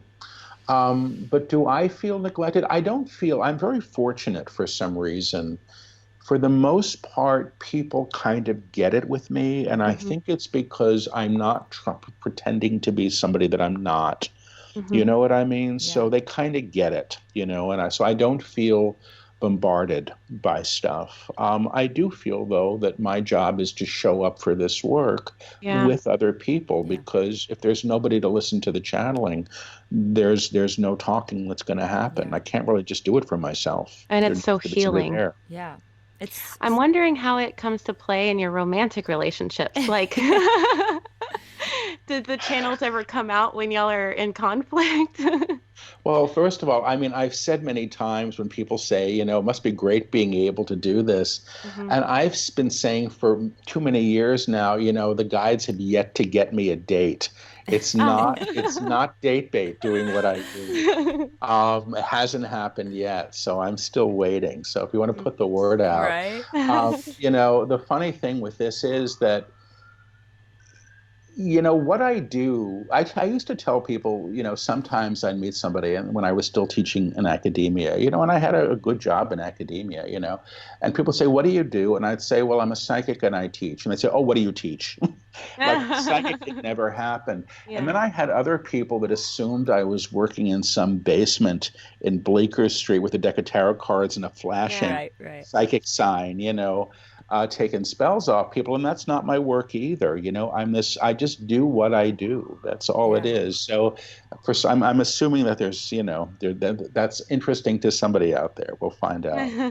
I'm sure that it is. I just think it's really beautiful that you come and, you have this vulnerability by even just accepting and sharing whatever you're channeling in the moment with people. I mean, to me, I try to put myself, in the shoes of how I would be able to relay that message while all my, inner ego is saying everyone's going to think you're, this way or that. Everyone's going to have these judgments, and to just take myself out of that and say, who cares? Yeah. Well, it's not easy all the time. I don't love it when it happens. I can't control it. I do have the choice whether or not to read about it or to, I've learned not to read the comments, and stuff. Yeah, and, it's just why do that? But I suspect that's probably true for anybody, and part of what I'm doing, I mean, there was some guy who once, this is years ago when I was Googling myself, somebody shared a video of me channeling. And, when I channel, I'm talking sometimes a mile a minute, so fast. Like you can barely understand it and repeating everything. And I was channeling on my feet in those days. So it was like a rooster with his head cut off, walking in a circle, yammering. And somebody said, look at this guy. He's working much too hard to be faking it. And I thought, well, that's great. If I was going to fake it, I'd find a much easier system exhausting. to do it. It would be, and I would probably be telling people what they want to hear. Sure. And I can't, you know what I mean? I'm not, what the stuff that's coming through me isn't rainbows and unicorn stuff. It's about, who we truly are and some responsibility to that. It takes a little more work. I think too I was just going to say, at the base level, even if, you're a skeptic, which I consider myself a skeptic to some degree. I know, Paul, you've said you consider yourself a skeptic as well. Even if you, consider yourself this skeptic, atheist, agnostic, whatever it is, whatever label you want to put on it, what you're saying and what the guides are speaking through you, if, you can feel it resonates truth. It's pretty obvious, at least to me. If the person who's listening to this right now isn't receiving that, then fine. But I think that you are bringing that to light in a way that makes people pay attention. That's what's pretty cool. The man Paul is doing that, as well as the guides coming through and obviously helping out in that case. Yeah, and what really stands out for me is that your words whether they're through the guides or through you, they're so healing, and they make people feel seen. And that's what everybody's really craving, is healing and to be seen. So I'm so thankful that you shared that with us. And I wish this was a week-long podcast episode. So last question for you, Paul. Where can people find you on the interwebs? And the name of your new book and how they can pick it up.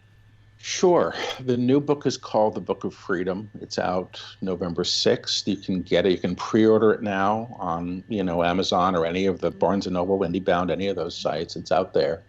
And my website is my name. It's Paul Selig, PaulSelig.com.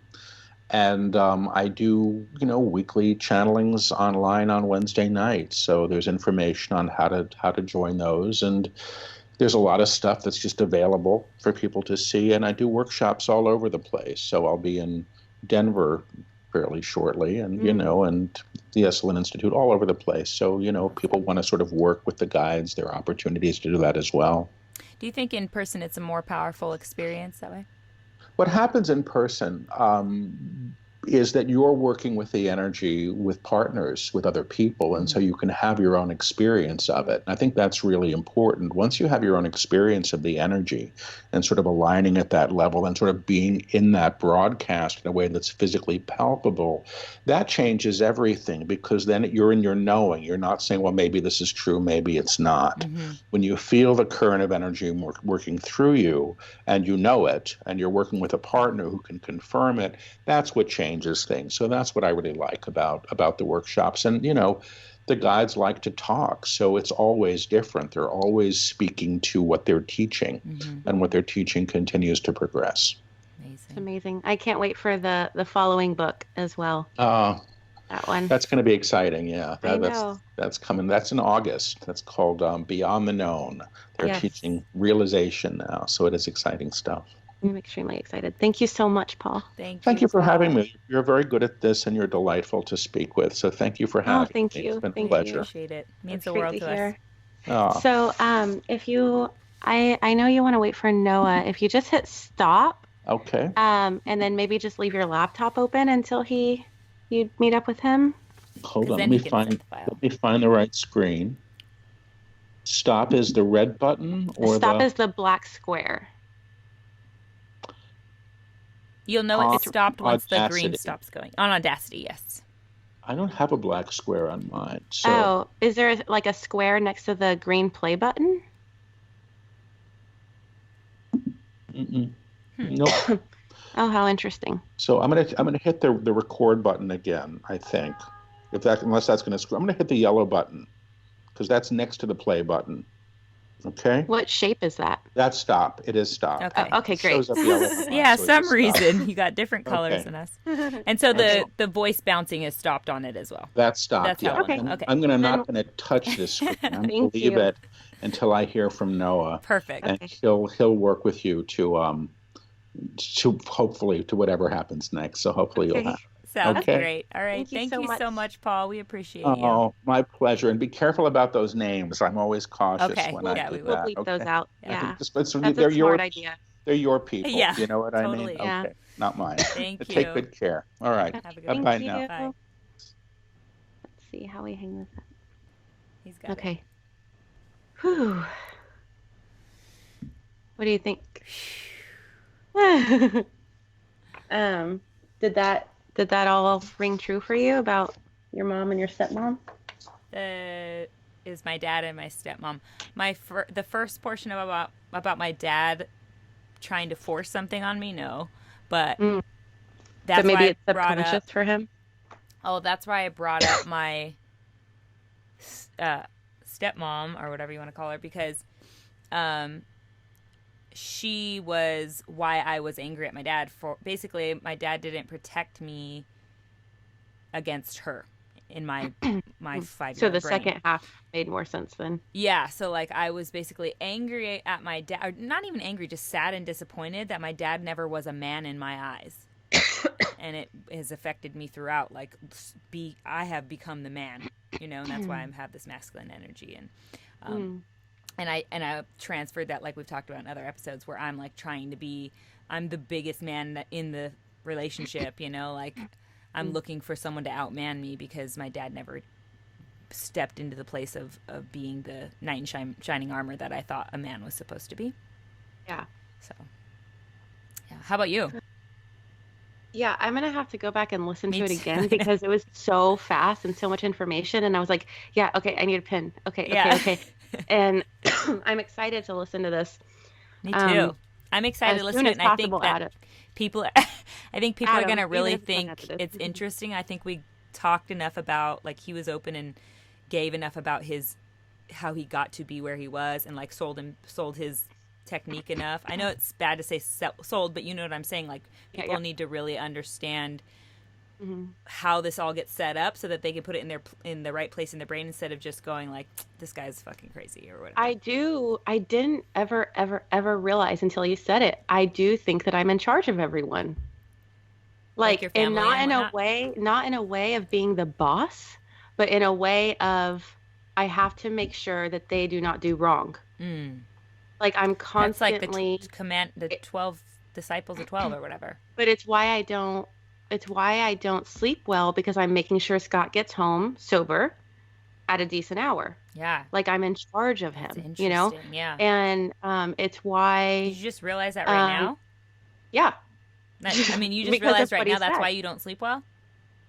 Oh, no, but I didn't realize it's because I felt in charge with him. I just knew I was waiting to make sure he got home safe. Some anxiety. But I didn't realize yeah. that, yeah, I didn't realize that it was because I think I'm in charge of Ooh, good him breakthrough. doing.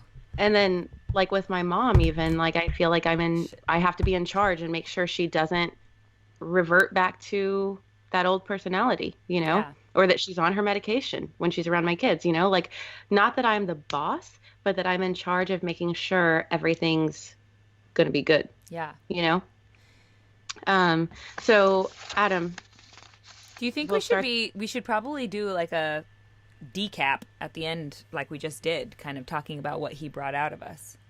Well, so I don't think I want to hear back what we said because I don't think that I can say like I'm waiting for Scott to come home sober. You know what I mean? Yeah, that's what I'm saying. Maybe you can just pull out parts like it was really accurate or not, or however you want to say it. But I think, I don't know, maybe there's enough already in there. Let's hear it back. I think he can just cut out that part and it still works. If he just cuts out the part where I'm waiting for Scott to come home sober, that whole paragraph still works. You know what I mean? Okay. And the part about my mom on her medication, just those parts where I like air their dirty laundry. But okay, so start with the exit. Woo!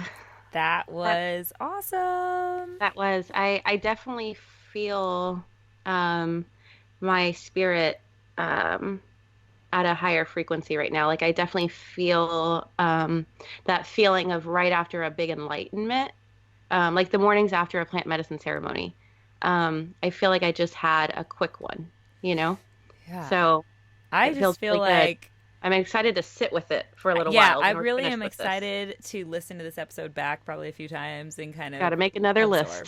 list of all the info we got. Yeah, but I just, during the interview with Paul, I sat back at some point. I don't remember exactly where or what was being said in the moment, but I noted to myself, like, holy shit, Jade, we're doing this, like. Mm-hmm. That went so much better than I thought it was going to go also because this is our first, all of our guests are great. They're all amazing, but this was our first like really legit interview where we didn't know the person and like we're like kind of shaking beforehand because we're like, okay, how's it going to go? So different. Yeah. Yeah. And it went amazing. But I know, like I've said before, I meditate before every one and I ask the universe for a clear message. And the clear message today was, and it did happen, do not analyze his words. Let your heart listen and let your heart respond.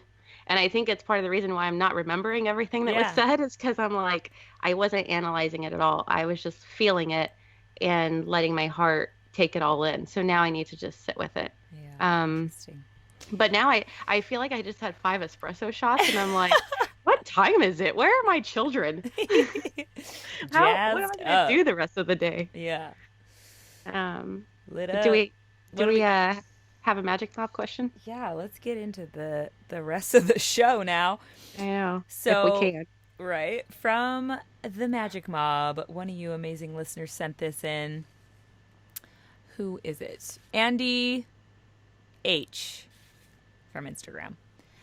I don't know how to say your last name, so I'm just going to go with Andy H. Do you believe in ghosts and or aliens is what he asks, which makes sense for this episode. Yeah.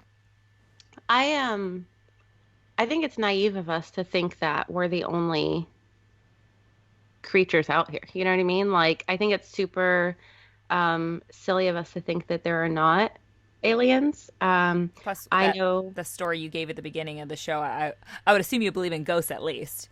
Well, yeah, I'm going to get into that because that's a longer one. The quick answer is the aliens one. Also, you know, when I'm on plant medicine with a group of other people and we're looking at the stars, because we'll walk the labyrinth and we'll be looking up and it's just, we'll see something and we're like, we know we're all seeing the same thing. And the next day we explain it all the same. And the shaman that's there is like, yeah, that was a UFO. So I know it sounds weird, but when you're there, there's no doubt, you know? So I definitely believe in those. As far as ghosts, I don't really like the word ghost, but I do believe in spirits and entities, and I have experienced them. Did you see me jump? No, why? You saw something? No, I forgot I got a dog. I was so into the episode and everything that's happened. Shit, I thought you saw a spirit ghost. Well, I've only had her a couple days, but yeah, so I've experienced, especially in this apartment, a lot of spiritual activity. I've experienced it my entire life as a kid, from the time I saw the grandmother, as a teenager, and now I will see. So I'll tell a quick story about my bathroom. Please. So my bedroom has the bathroom connected to it, and every now and then I'll see. So this is gonna make me sound crazy, but every now and then I'll see like a flashing red light or a flashing purple light or a flashing like white light, and didn't fill the room. It's almost like a DNA wave or like a frequency wave. Okay. And it's always in my bathroom. Well, I also feel someone hit my bed sometimes, like wake up. And it's like an aggressive, like they want me up. And so this made me think that there was a negative entity in my apartment. Well, you know, I just was praying and trying to ask them to leave. Nothing was working, going on a year. And I finally tell my shaman. So what broke it was I was laying in bed one night and I saw a fiery red crab come. I hope we don't lose all our listeners after this story. Too late. I swear I'm not crazy. Keep so I going. see a fiery red crab crawl out of my bathroom in the air though and go all the way. And I wasn't scared. I was like, what the hell is this crab doing? And I'm wide awake. I sit up. I'm not in sleep paralysis. I'm like sitting up. So the crab goes above my head and then crawls down the back wall.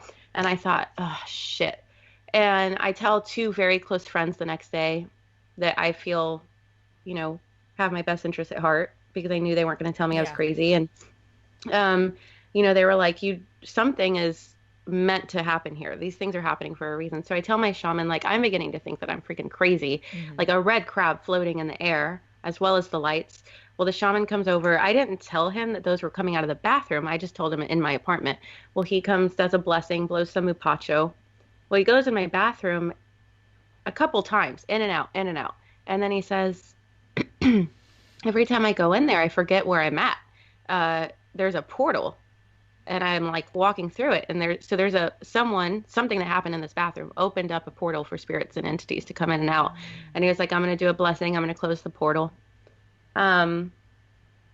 Well, After a little while, things started to continue that were different, and I tell him again, and he just tells me, I think that you need to realize that you've got some psychic abilities, and you need to go to training to learn how to turn these on and off, and to be able to know also what they're meaning. And so that's why I signed up for Boulder Psychic Institute. And yeah, so to answer your question, yeah, I do believe in them.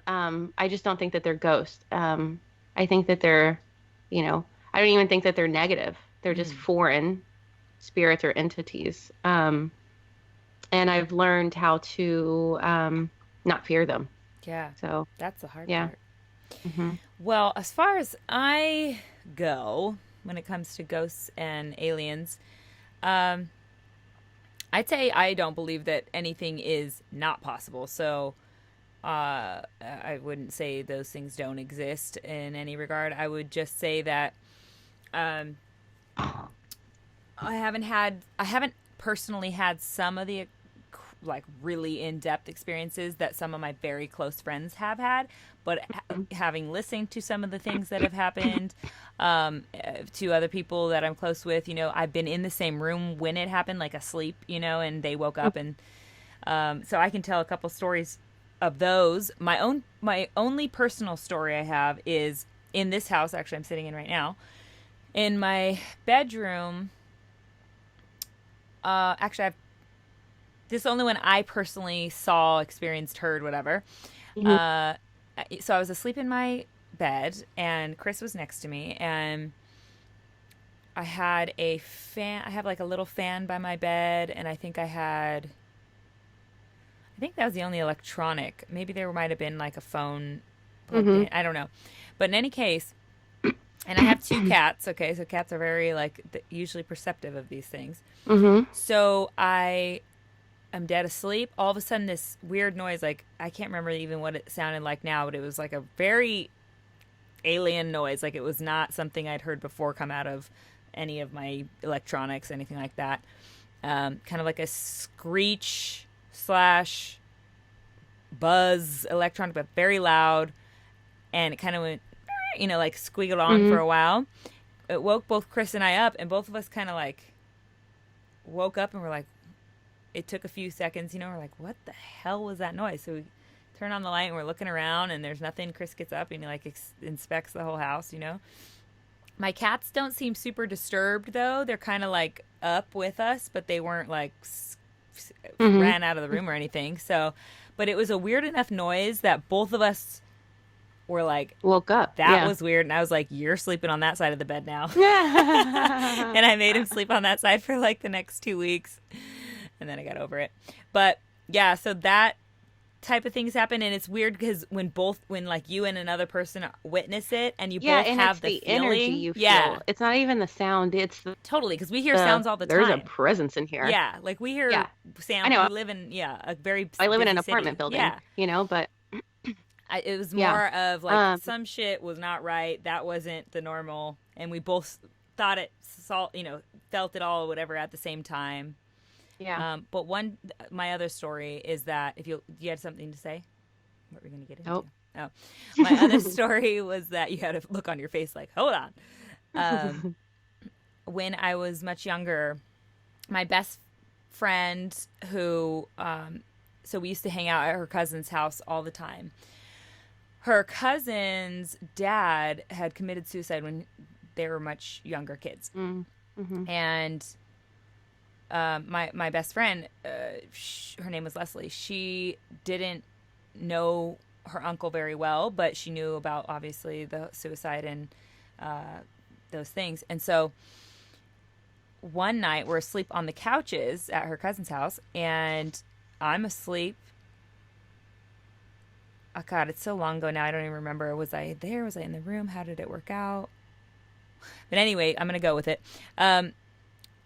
From what I remember, I was asleep on one couch, she was asleep on the other. And it might have been her and her cousin were asleep in the living room on the couches. I can't remember. Was it Monday or Tuesday? Yeah, God, it's so long ago. Year? It was my brain don't work, but that's not really the basis of the story here. Anyway, they're asleep on the couches. She tells me this story that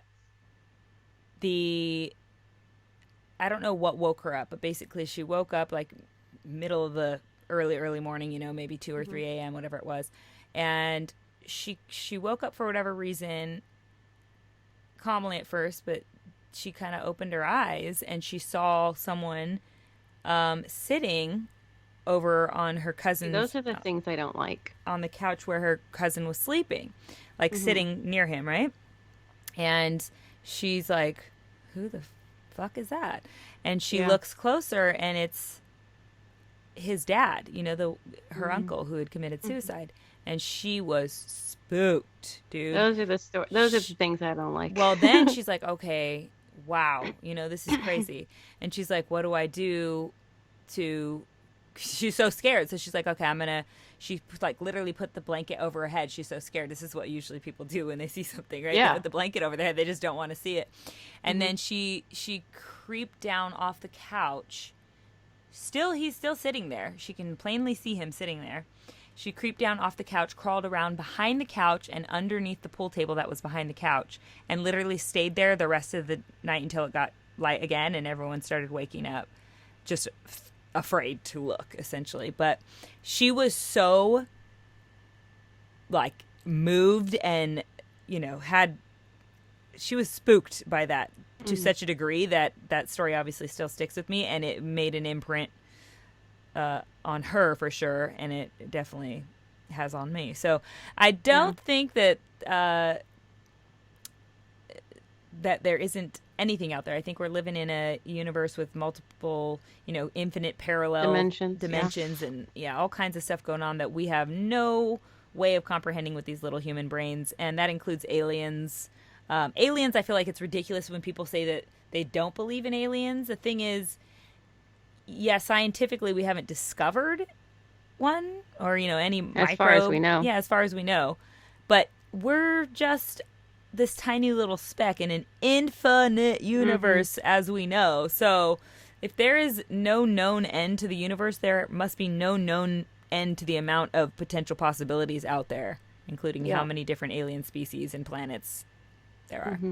So sorry for that long story. Well, no, that story about the dad in the chair, I'm so glad that we recorded this during the day and not the night, because even with these abilities that come, sometimes it's still, I don't like stories like that. But that actually goes into my magic trick. It's that time again. So my magic trick is just to know that you are more powerful than any entity. So to never feel fear in the presence of one.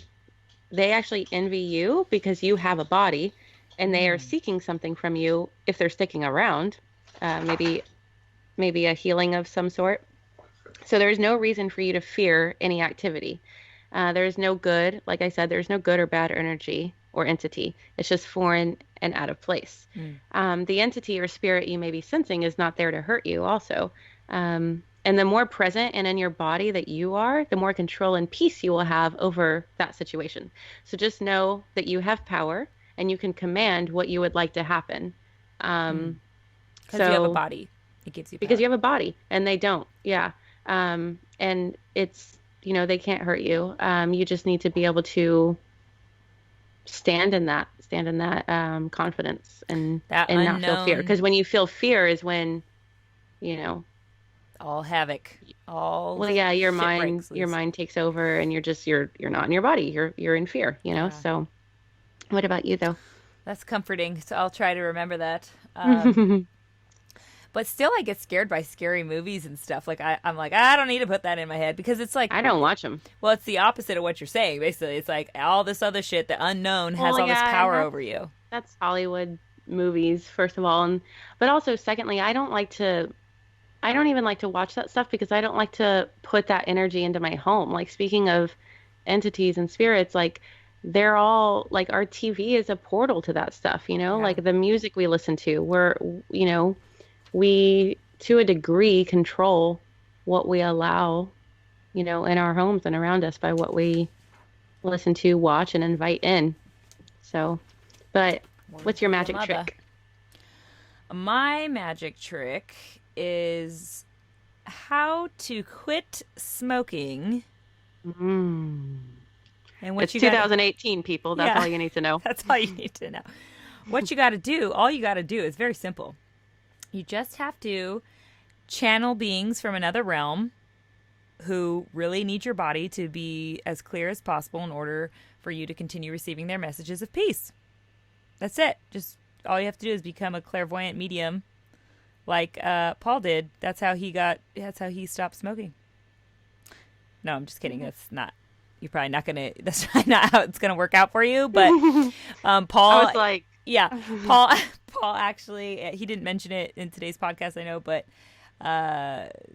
he has talked a lot about how he quit smoking. He used to be like, I don't know, he said like a 12-pack a day or some insane amount of cigarettes. He was just chain smoking it up back in the day, and he became a clairvoyant, and sometime into doing that, the spirit guides, the guides told him that he needed to clean up his act when it came to smoking, and basically said, if you continue smoking, we can no longer channel through you because we need, a very clean, clear person to do our work through. So he kicked it. That's pretty intense, man. No. So my magic trick, though, with all that said, and by the way, please find a way to stop smoking if you're a smoker, because we love you so much and we want you guys to be around forever and ever and ever. So one little tip that can help is my magic trick, which is to add oxygen to your bedroom. I'm always coming with the most random magic tricks, my bad, but I hope you guys enjoy them. no, they're helpful. Okay. To add oxygen to your bedroom by getting a snake plant or two and putting it by your bed. Like that? Like that. Hi, puppy. Jade's got a couple snake plants in her bedroom. She knows what's Daisy, up. move out of the way. Daisy. Okay. You see one over there and one right there? I love see them. They're cheap, too. And they're easy to keep alive. You don't even really have to water them. Right? So, perfect for me. You're setting such a good example right now, Jade. So the reason that snake plants are the jammy jam when it comes to adding oxygen to your space is, like Jade said, they are super easy to take care of. They only need very, very little light in order to make photosynthesis. They remove toxins from the air. The plant is what else did I want to tell you guys about it?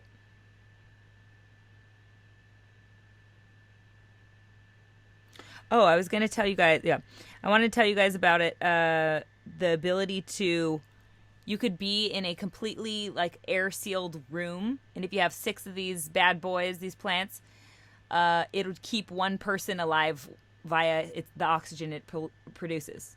Isn't that Wow. crazy? I know, right? That is crazy. Intense. So these things, I love that.